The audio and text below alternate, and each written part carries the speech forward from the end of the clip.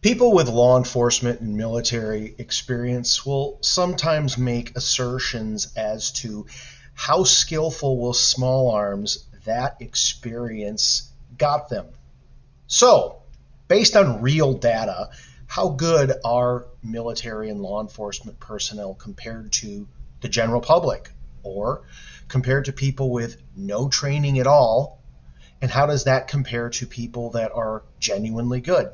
A study by Force Science Institute compared the skill of trained police officers to what they called naive shooters. That is, people with no shooting experience whatsoever.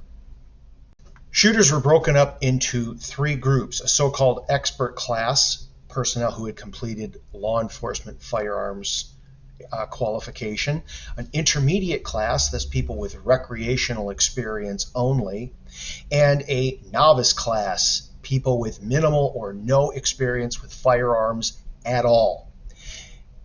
They found the difference across the board between trained and untrained personnel about 13% and sometimes less. The marksmanship training cadre I worked for about a quarter of a century once had an opportunity to conduct a similar test with Army personnel. Our team worked with both combat arms and service personnel with a wide range of experience. We worked with service support units that openly admitted to having personnel that had not qualified in a 5 or 10 year period, in some cases having not qualified since basic. We also had combat arms units where they were self-described gun experts. The KD range we were using had a large stack of the old international rapid fire targets as used in the Olympics. The benefit to us is that this provided an internal scoring area rather than just a simple hit or miss full-size silhouette.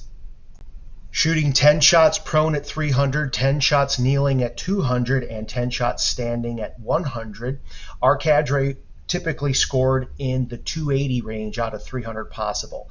We recommended to students to strive to get at least 200 or better. No great surprise, but the units that had the least amount of experience generally did not as well. Despite receiving instruction from us, they never averaged as high as we would have liked. Typically in the low 140s, we'd get 2 to 4 out of about 100 personnel that could meet our suggested average. The combat arms personnel did do better, but not as much as you might think, like as in less than 10%. Instead of averaging in the low 140s, they'd average in the mid to high 160s. And they'd get maybe 6, 7, maybe 8 out of 100 that could break that suggested 200.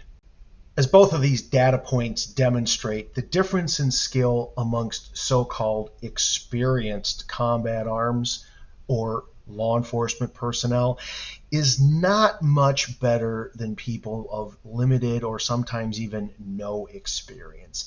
You're typically not going to see much more than a 10 to 20% difference in measurable skill, and very often it's less than that.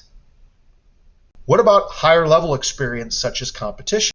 One such study appeared in Applied Ergonomics, which compared expert and novice marksmanship performance.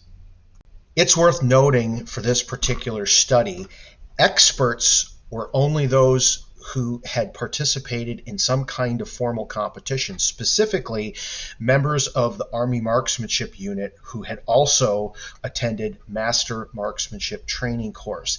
The novices were active duty infantry personnel without any competition experience. Given the study was published in Applied Ergonomics, it not only evaluated the test subjects' ability to shoot, it also evaluated their ability to conduct movement on the clock.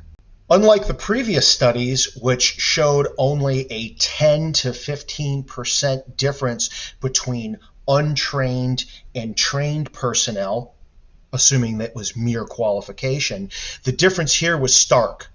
The competitive shooters were at least twice as good as the mere active duty infantrymen.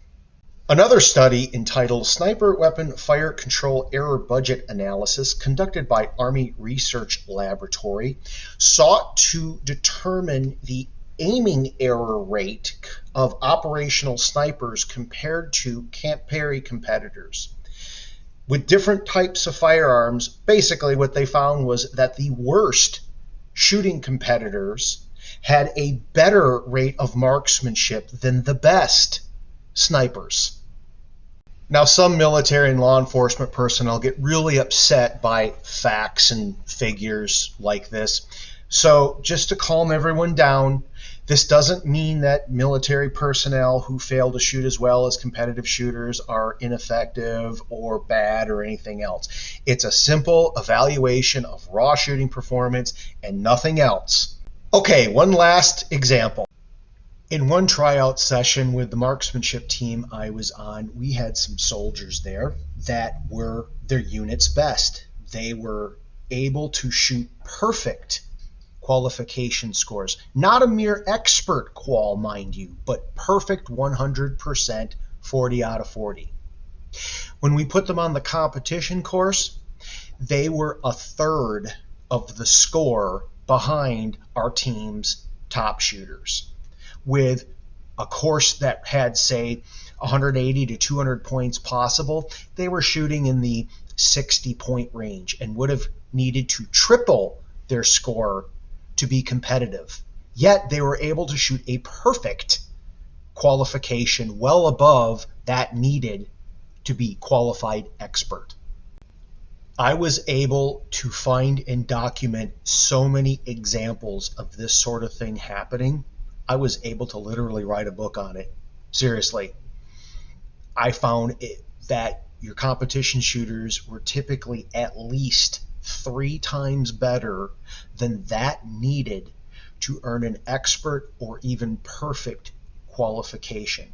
Some competition shooters are even better than that.